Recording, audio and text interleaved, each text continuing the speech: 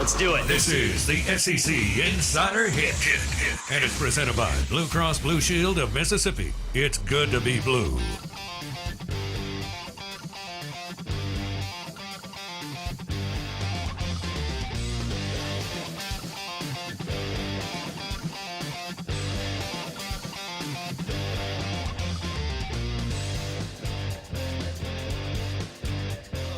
The SEC Insider Hit this morning is brought to you by Blue Cross Blue Shield of Mississippi. It's good to be blue. The official healthcare provider of the Out of Bounds Show. Presented by Blue Cross Blue Shield of Mississippi. Welcome in. Good morning. 105.9 The Zone, ESPN. Evidently, Devin Cooper at Northwest Rankin was something like 35-6 at Scott Central. That's another one of those kind of places in Mississippi that they win. You know, I mean, it's tough, good athletes. They like it. Sweet. So, yeah, congratulations to Devin Cooper, who's going to Northwest Rankin. Toby Collins to Madison Central. And we'll see what Jackson Prep does with their football job. Brad Peterson is going to go into the private sector after 25 years as a high school coach, and he's been on the Mississippi State staff for 5 or 6 years. So Peterson heads to the private sector, and we'll see how that looks. We're live in the Bank Plus studio. Bank Plus, it's more than a name, it's a promise. Welcome in. Good morning. Hope you're doing well. Looks like the rain's going to get out of here. And we're going to have a really, really nice week Wednesday through Sunday. So the Wednesday through Sunday weather looks great for baseball. We're excited about that. Mississippi State, Southern Miss play tomorrow. They moved their game. That was smart. So they'll be out at the M Braves ballpark tomorrow. And that'll be great. And then it looks good for the Dogs and Rebs this weekend. I mean, Blake, I'm looking at sunshine and 61 to 65 degree weather this weekend. That sounds like cold beer, crawfish, good food, and college baseball. Yeah, I'll move my sleeping bag into the outfield. I'll be good to go.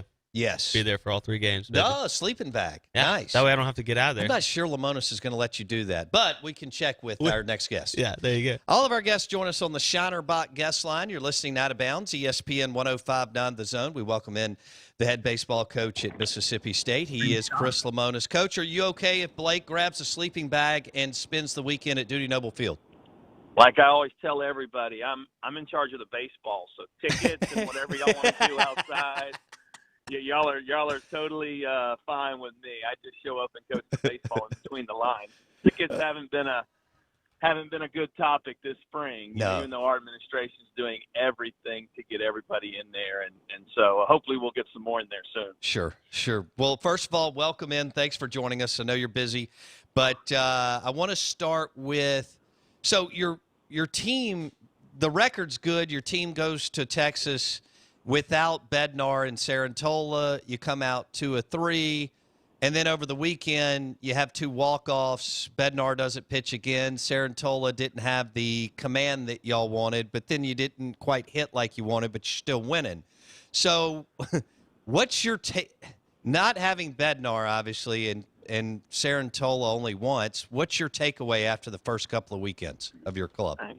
We're still learning. We're a team. We have some real experience when you look at Rowdy and Tanner and Josh, some of those guys. But then on the other side, we are really young in a lot of ways just because we lost the season last year. So I'm pleased with the fight. We got to improve in a lot of areas and get some guys in the right roles and figure out some things that way. The hitting side I'm not real concerned about. I think, we faced, I want to say 3 first-team All-Americans already in the first 7 games.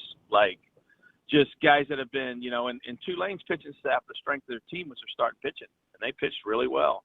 And they defended us well. 2 of those games, we hit a lot of balls hard, just kind of the way the game goes. So I'm probably more concerned on the defensive front, making sure that we can shore up everything defensively because the way we pitch, and we've pitched a little erratic early. We lost, that first weekend, we didn't have Sarantola or Bednar, but we didn't have a couple other guys that that we thought were in our top group yet, and they still haven't had a chance to pitch. So getting them out there, getting them in some roles, I think we'll be fine. But my biggest concern right now is probably the defensive side, getting us to play better defense. But I'm pleased. I mean, we beat it, they're top good 10 teams. And Tulane, to me, is a regional team. I mean, they played really well over the weekend. We're pleased to get the 2 victories. Chris Lemonis on the Out of Bounds show and the Shinerbach guest line. Do you expect Bednar to pitch this weekend? We're close.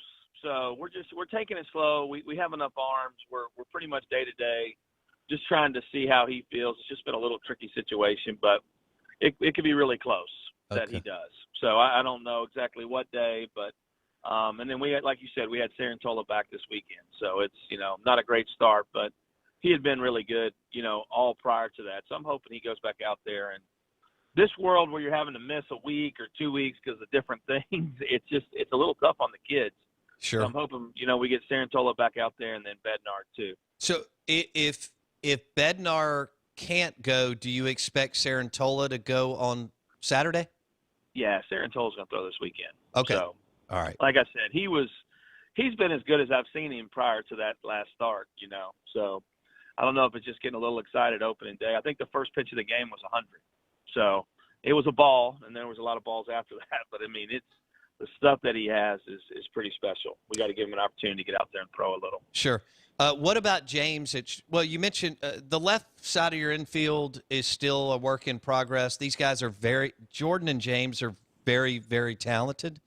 But they've missed some plays. So what's the approach from the coaching staff side with that, Coach? Well, I mean, it's, we just got to get on the field and work. A lot of times the way this game goes is, if you're not careful, you'll let 1 become 2 and 2 becomes 4. And that's kind of what's happened right now. It's just doubting it a little bit because, both of them, LJ's made some unbelievable plays, but, Cam's world, he's just, he's let a couple balls, turn into a couple more, and he's a really good defender. He's not a flashy infielder. He's usually a very steady Eddie guy out there who makes just the routine play. So we'll get some work in today and figure out some things and try to clear the head a little bit and just play ball.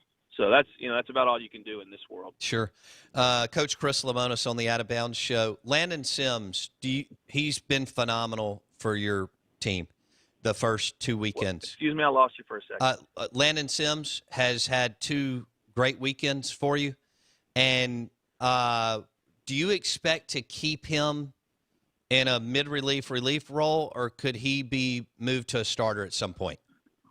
Well, he could definitely do either. I mean, he's a guy for us that, could do either. And we trained him as a starter the whole year because we weren't sure what would happen. And in this COVID world, guys could do a lot of different things. So right now we're going to keep him in the pen, but don't be shocked if you see him out there for a start, or maybe he's starting by the end of the year. Okay. And then, Blake, you seem to be chomping at the bit here. I have a question. Okay, go ahead. Jump in then. All right. So, Coach, obviously a lot of left-handed bats. That's the concern early on with the hitting, especially when you're going to face a ton of talented left-handers. And I know, the lefties in the SEC throw change-ups like no other. So I understand that's tough for right-handers. But how important is it to continue to get Brad Cumbas, Tanner Leggett, and maybe another couple guys in there so that you can develop some experience on the right side of the plate early in the season? It's just kind of the way things fell for us with all the lefties. And we did. We tried to get Tanner Leggett in for a start and Brad Cumbas in for a start. But in hitting, if your best guys hit all the time. And so Tanner Allen actually in his career has hit better against left-handed pitchers than right-handed pitchers. And Scotty DeBrule's hit better against left-handed pitchers than right-handed pitchers. But it's tough because you start getting more of them, from your opponents. I think we're getting one on Wednesday night. So it's everybody starts looking up and thinking that's the way to pitch you. But the reality is I think we're hitting higher against lefties right now too. So it's but we faced, the guy from TCU, maybe the best left-hander in the country. Then we faced a really good one from Texas Tech, and then the one we faced on Sunday. So they're having to match up and really compete. But, Tanner Leggett did. He jumped out there and gave us some great at-bats this weekend. Yeah, and mention I think you talked about it in the post game on Sunday. We're visiting with Chris Lemonis, head baseball coach at Hail State. They're top 5 in the country. They'll play Southern Miss tomorrow night at the M Braves Park. Coach, you mentioned more competitive bats early and midway through the game. instead of, late in the game. Walk us through that if you would. I'm sorry, I lost you again, Bo. I apologize. No, that's all right. Out of bounds, 105.9 The Zone. We're visiting with Chris Lemonis. Talk about you. You were talking about more competitive at-bats from your lineup, top to bottom, and not just competitive at-bats in the bottom of the ninth over the weekend. Yeah, we got to start a little bit better, and one thing is we got to grind it out offense. So, we feel like we're going to win a lot of games late because we work your pitch count up. We don't strike out a lot, but we got to work to be a little bit more efficient early in the game and get a lead, build a lead, and then, make somebody else go to a bad part of their bullpen instead of, always constantly having a game. If you see us late, it's like we have a little bit more of a heightened focus during the later part of the game, and we got to be able to jump out there and make some things happen early. And we had opportunities Saturday and Sunday, runners in scoring position, and we're getting a good at bat, and then we're getting a gross at bat, and it's just being able to level that out as we go. And, we don't need the great at bat. You just need some quality at bats in there to keep the lineup moving and make things happen. Now, who will y'all go with tomorrow night against Southern Miss? We're going with Houston Harding, left-hander. Okay. All right. He's been really good for us lately. So he's, an older kid, can pitch, and they got a really good lineup there at Southern Miss. I thought, too, you've already mentioned them, but I thought in the ninth inning on Saturday, Rowdy Jordan leading it off with a single, and then, of course, Tanner with the walk-off on Sunday. These are two guys you didn't even expect to be on your roster, already showing kind of that mettle and that stuff late in the game because of all the experience they've had the last few years. Yeah, Coach. It's nice to have them back. That's those guys coming back and giving us an opportunity, and getting veteran guys back in that lineup with all the pitching that we had, because we were concerned, and we still probably are.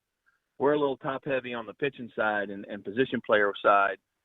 Probably not as many numbers. And Rowdy's at bat. I kept saying it over and over. Everybody wanted to talk about Luke Hancock, but Rowdy was in a 0-2 count, came back, got a 2-strike hit, and really, getting that first guy on in the ninth, the same thing happened to us in the top of the ninth, I guess, against them when their guy got the base hit. As soon as he got the base hit, that's when you get a pit in your stomach as a coach, because now they got an opportunity to make something happen, and they did it, and we did it both on our side. But just getting those veteran guys back in there is huge. And they just, the Tanner Allens and Rowdy Jordans are just, there's no fear. I mean, they've just been in every environment you could possibly be in their career. So they kind of embrace. I mean, Tanner had been 0 for 3, three really bad at bats in that Sunday game, and you get the best swing of the day for either team.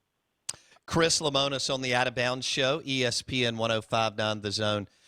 Coach, we were talking about Mississippi State and Ole Miss players having to adjust a little bit without the fans. They're used to having 8, 9, 10+ thousand people, even on a non-conference weekend. And it doesn't take a lot for Tulane or Central Florida to get excited to go face a top 5 team in an awesome stadium. The juice is there when they get on the bus. Do you think there is anything to that as far as the mental approach when you're used to having fans and the fans kind of give your players the juice? We haven't had fans all year, so it feels kind of nice to have the fans that we have. And our fans were actually really loud this weekend. I think the piece that you get is when we have a lot of fans and it's really loud, it affects the other team. I haven't seen, a lot of times you'll see a pitcher just melt down right in front of your eyes because he's pitching in an environment he's never been in. And I think that's probably one of the bigger concepts that you don't see right now because the opponent's pretty comfortable, I mean, all the chippiness this weekend, you're hearing kids, usually you don't hear that because the place is so loud, right? Or hearing coaches yell. And, that's what we want is we want that. You create that atmosphere to where the opponent can't even hear themselves talk to each other. I mean, that's the biggest side. I mean, do our kids wish they had more fans? Yes. I mean, they're used to it and they like to play, it sounds crazy, but just all their friends that go to school, we have a couple hundred coming right now, but they want to play in front of their friends and family and classmates and everything else. So it's, that part's a little tough, but like I said, it's more, I think, at our place or at Ole Miss, it's that crowd affects the opponent. No question. I think is what you get. So. The Out of Bounds Show, our guests join us on the Shinerbach guest line. We're visiting with Chris Lemonis. They take on Southern Miss tomorrow night at the M Braves ballpark. What about DeBrule at second? He had a great play in the ninth inning, I think, on Sunday, and he's got a good bat. I would have to believe you like what you see so far. Yeah, he's been good. He's been good. He's been a little. I don't know if antsy is the word. Swinging out of the zone a little bit and trying to do a little too much. We moved him up in the 2-hole just because he's kind of that type of player, and he's batted from 2 to 6 his whole career, but. It looked like he was trying to hit the 3-run jack, and he's only about 5'9", so it's, trying to calm down. He had a big bump for hits, some walks, in both rallies, he takes a big walk, on the Saturday and Sunday games. And, he's a really good player. He's just a veteran kid, just kind of, he fits right in with TA and Rowdy and Josh. And he's just played a lot of college baseball. Now, he hadn't played at this level, in terms of, the stage that you're on now and going to Texas and playing here. But I think he'll get used to that as time goes on. Yeah. So when you're looking at Out of Bounds, 105.9 The Zone, ESPN, we're visiting with Chris Lemonis, talking about his squad coming off a couple of weekends and going into the Southern Miss game tomorrow night at M. Braves Park.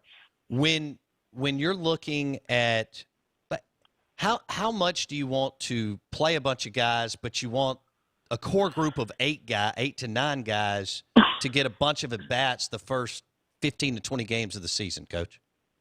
How do you balance that? Good question, because it's coming up in our office every day, and it's the hard part for us is our midweeks right now are, you're playing Southern Miss. Next week we play Louisiana Lafayette. The next week Sanford, all great teams, and you got to get some guys ready because you never know, COVID could hit your team. Like it did first week to us, and having some guys prepared. But on the flip side, you're wanting some guys to get settled in and play a good amount of baseball and get comfortable and get themselves going a little bit. So you saw it on Sunday. We played a couple, new guys, and, LJ's playing great. He's one of our leading hitters. I had to pull him aside and make sure he realized it wasn't what he was doing. It was, trying to get another opportunity for a guy and a little better matchup and some things like that. But it's easier with the pitchers. We go out there, throw a guy for an inning, throw a guy for a batter. I think we've pitched more guys than I've pitched in my previous 2 years already. But, from the position player wise, it's tough. And trying to get some guys in there and getting some guys at bats, that's the real challenge. And we know before the year when you have bigger rosters, your chemistry of your ball club, the culture of your ball club, man, that's really important, especially for the long run. Sure. Our listeners want to know, all right, DeBrule, he laid down a beautiful bunt this weekend. They want to know who called that, you or Gotro? On the bump for hit? Yes. That was Scotty DeBrule called it. So okay. So Scotty does it, and they bump for hit on their own. So that bump for hits if they feel it, if they see it. So I usually, if we bunt or don't bunt in a sack situation, they can blame me. So, and I'm not a big fan of bunting. So, we will bunt at times if we need to, but, and it burned us the other day in one game, but over time I feel like it'll pan out. And it's always got to be about the kid.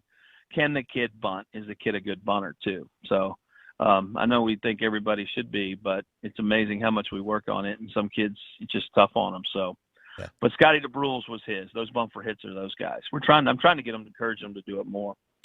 Chris Lemonis on the Out of Bounds show and the Shinerbach guest line. Blake? Coach, we talked about this before the season.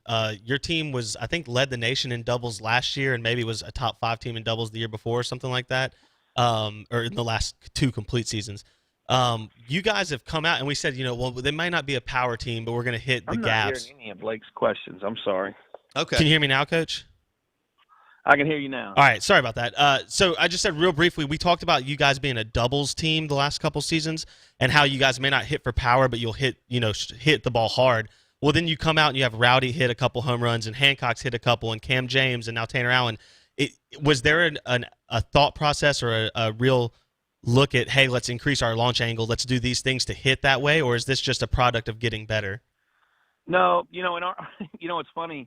We just, we knew Cam James had power, Logan Tanner had power, Rowdy's always had some power. So it's just been, maybe it's a little more power pitching right now, and the ballpark has played. If you were to do this weekend, I mean, that wind is blowing straight out to left, so it just played for more power. But I actually made a comment to Goat yesterday as we're looking at stats and how we don't have enough doubles. But Tulane played us on the warning track. I don't know if you noticed how they played us in the outfield, and they probably took away 4 or 5 doubles on the weekend of balls that we think we'd normally would have gotten. But it's just it's just a small sample size, and some of those guys have really jumped on some balls over the last 2 weeks. Chris Lemonis on the Out of Bounds Show. Coach, we appreciate your time today. We'll catch up again in a week or so.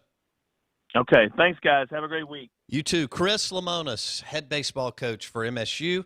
He joined us on the Shinerbach guest line as Mississippi State will play Scott Berry's Southern Miss Golden Eagle Club tomorrow night, M. Braves Ballpark. I wonder if that will be streamed, on TV, Blake. We'll have to shoot a text out or two to the M Braves crew and see how that looks. We're live in the Bank Plus studio. Hope you're doing well. Good morning. Welcome in. He didn't give us he said Bednar is day to day. So he didn't give us a yes, Will Bednar will throw this weekend. However, Sarantola will throw, and he'll either throw Saturday, I'm guessing if Bednar doesn't throw, or Sunday if Bednar does throw. In a perfect world, Will Bednar comes back and you can keep Landon Sims in the bullpen. Right. You want him to because you can double dip him. You could pull him in a Friday and a Sunday, or even potentially Saturday, Sunday, or Friday, Saturday, depending on how he's used. Right. He can influence. He could win you 2 games instead of 1 as a starter. So keeping him in the bullpen, I think, is long term the best option. So look what they've juggled. They go to Texas and they didn't have their number 2 and number 3 plus 2 other guys that they were planning on pitching. Come out 2 or 3.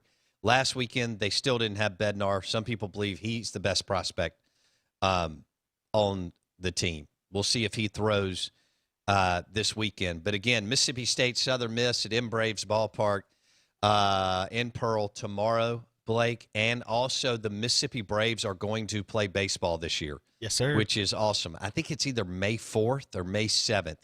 Is their first home game, but we're excited about that. Now, some other news. The NFL is planning on stadiums being full this year. Looks like the SEC Alabama too. and A&M have come out and said that they are, they're planning on packed stadiums. I would think everybody else is about to start kind of throwing that. I think Ole Miss, I know that they had a press release on full speed ahead students in classes for August. Mississippi State may have released one too, but I know I saw Ole Miss release that. Ross Bjork and A&M. Ross comes out, I guess, last week maybe on Feinbaum or somewhere, and I was traveling some of that. And he said we're expecting 100% capacity in the stadiums this fall. Greg Byrne, they threw that out at Alabama too. This could change, but that's what. But guess who's leading the way? The NFL. And you can tell the owners are like, our suites are going to be full, our club level, and our stadiums are going to be full in the fall. Now, hopefully, we'll get a bump in college baseball this week. It needs to be at 100%. But goodness, you would hope they go to 50%. We're live in the Bank Plus studio. Mike Detillier, WWL Radio TV New Orleans. He'll join us at 8:30. Mike Detillier, 8:30 on the Shinerbach guest line. Does Drew Brees make it official this week?